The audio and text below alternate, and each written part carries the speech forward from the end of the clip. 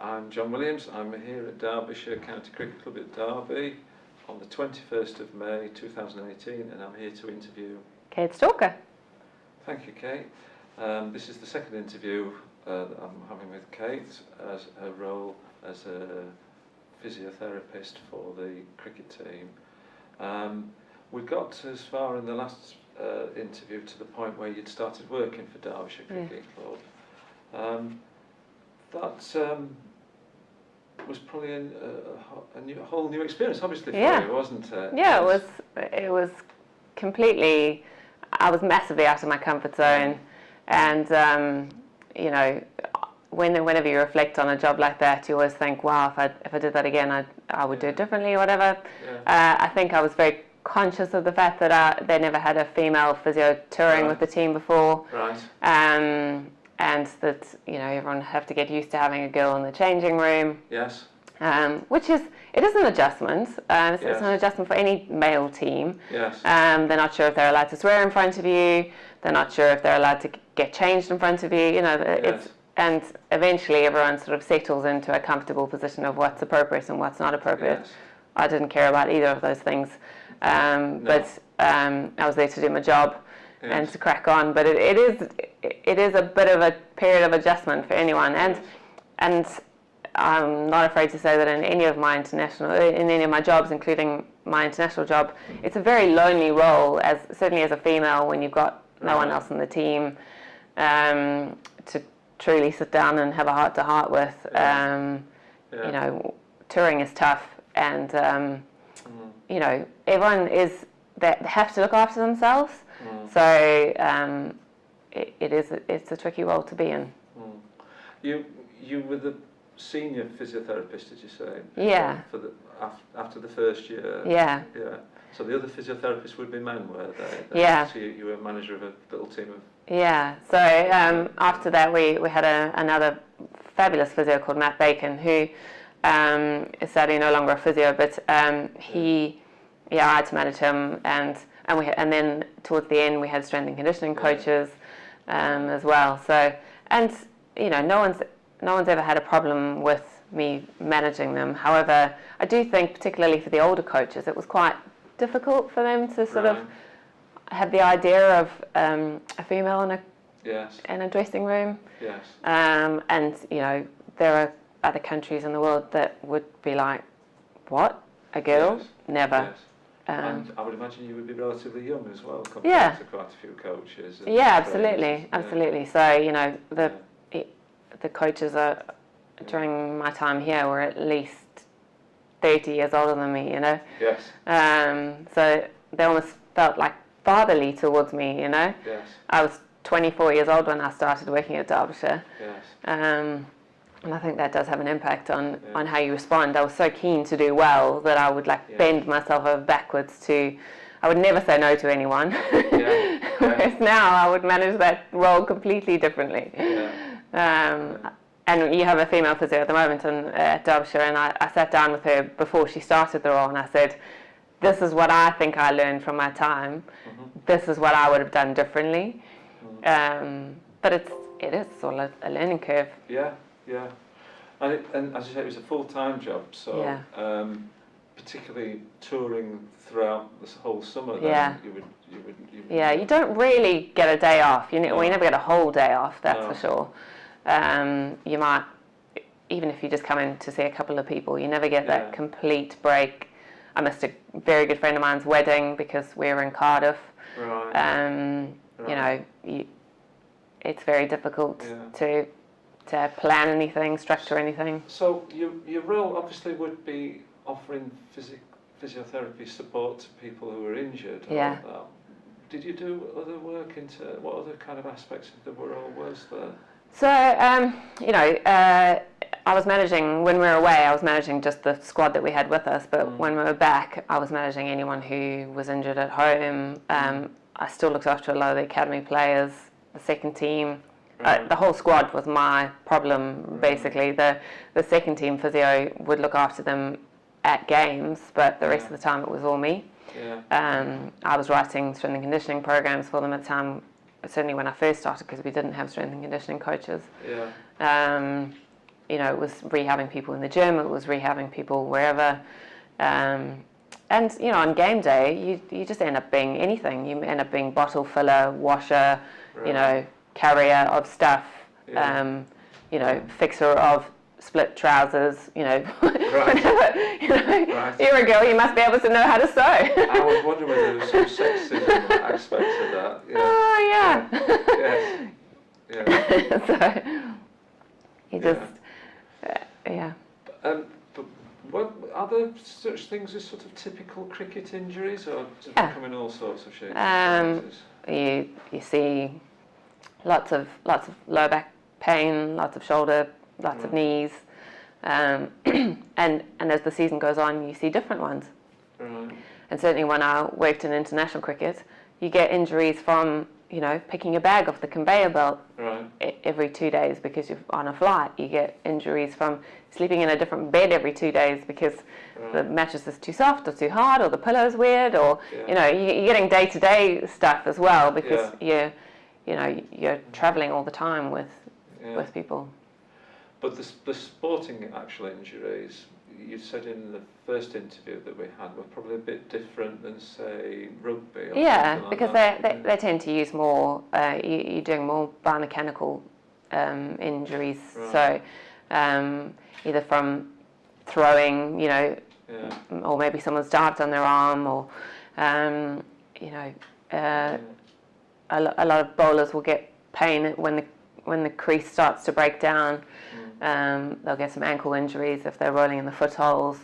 So it's about managing footwear. It's about, you know, all of those things and the effect on the whole cricketer as a being. So if something's tight, that'll have an impact on other bits.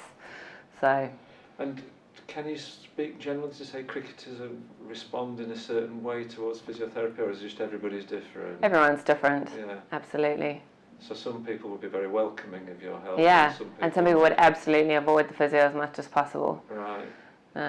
Yeah. How do you tackle that? Well, those people are harder to deal with because they'll tell you when they're about to break, and you know,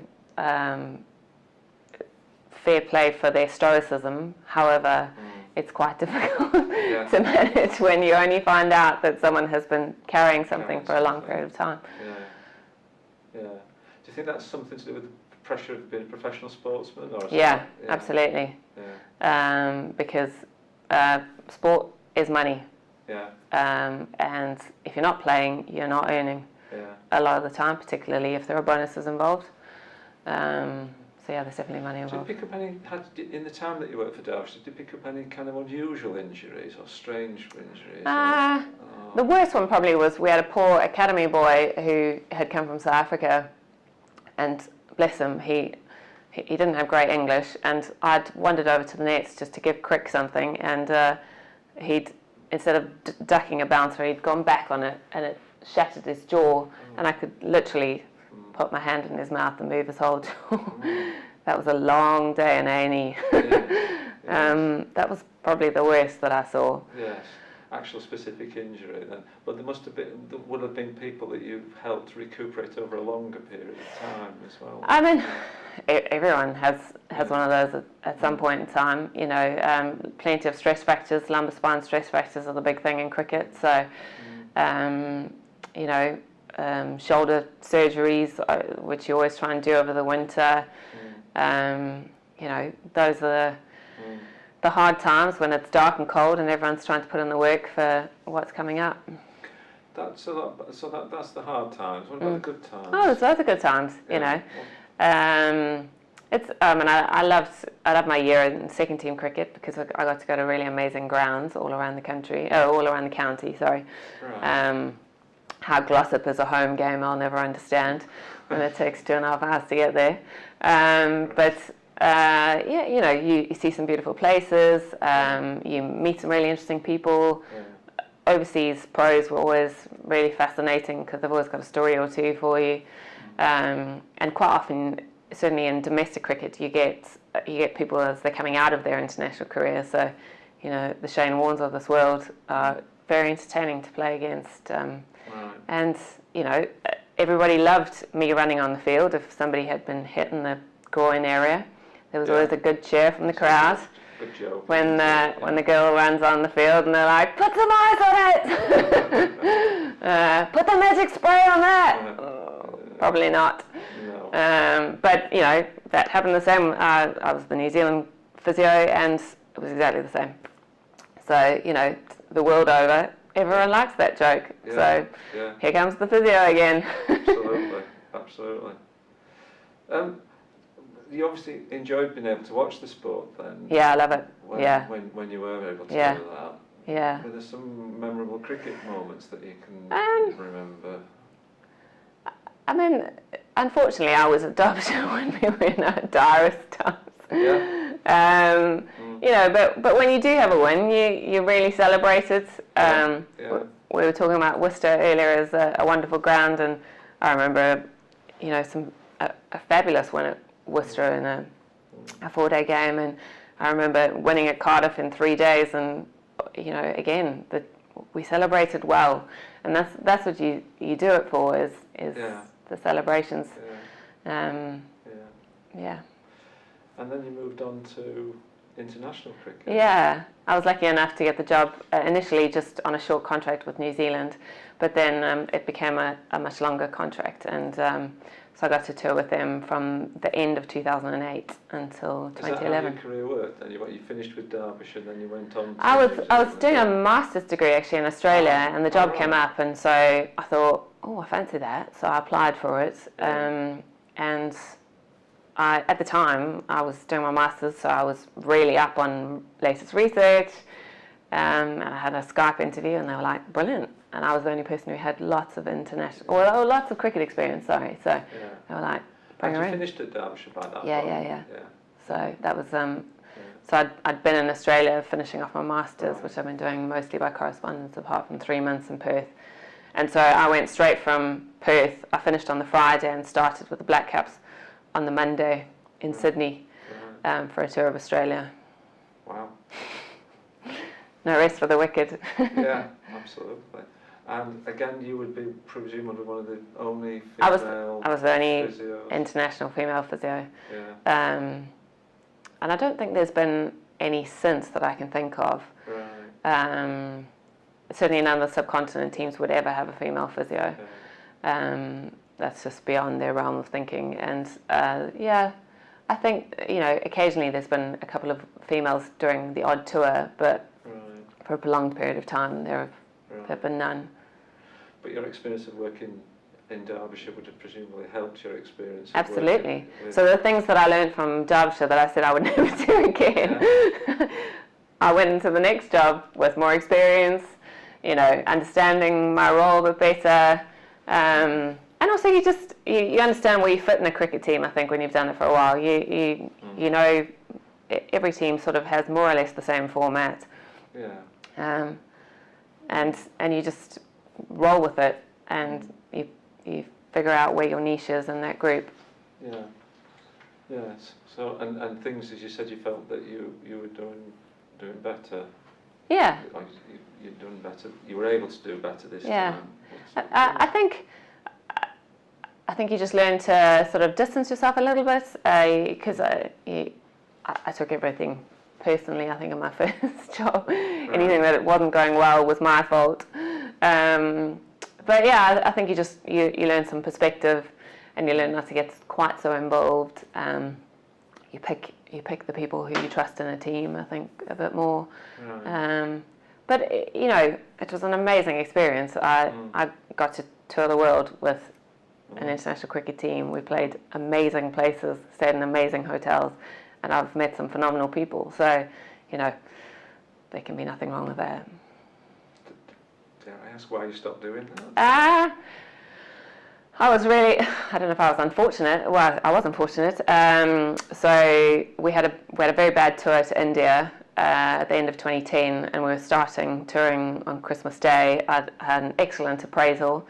Our coach was removed from his position, and I got a phone call 2 days before tour saying that our new coach, which is John Rice, who happens to be a Derbyshire legend, had decided that he would prefer not to have me on his team.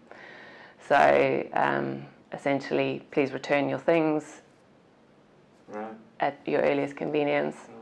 So yeah, instead of going to India for the World Cup, I was in Christchurch living through an earthquake instead.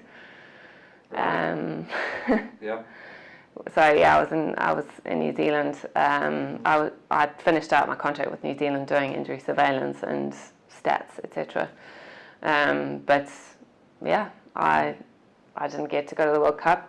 I'd been offered. Well, no, I hadn't been offered. I'd applied for the England job before that, and I'd turned down my final interview because I didn't want to leave my team before the World Cup. Right. So the person at the time was like, well, you said on your CV that you're loyal, so you're demonstrating loyalty. But yeah, unfortunately, I missed out on the England job because of that, and then I lost my own job anyway. So yeah, it was a tragedy for me because it was my dream job, and I did, I hadn't done anything wrong. I think John preferred to have a boy, if I'm honest. I think he liked it, particularly a male physio who could throw some balls and take a mitt and those sorts of things. I wasn't able to do those things. But I think a female physio brings different things to a team. I think it's you bring a different energy. I think there's a different caring aspect to us. I think we think about things that other people don't necessarily think about. And so what I probably lacked, I think people didn't realise all the stuff that I did bring, and Fran will bring the same to Derbyshire at the moment, But yeah, so I was gutted, and it took me a long time to get over it. But I just made sure that my next job wasn't beholden to anyone else, really. So now I'm in my own practice. I choose.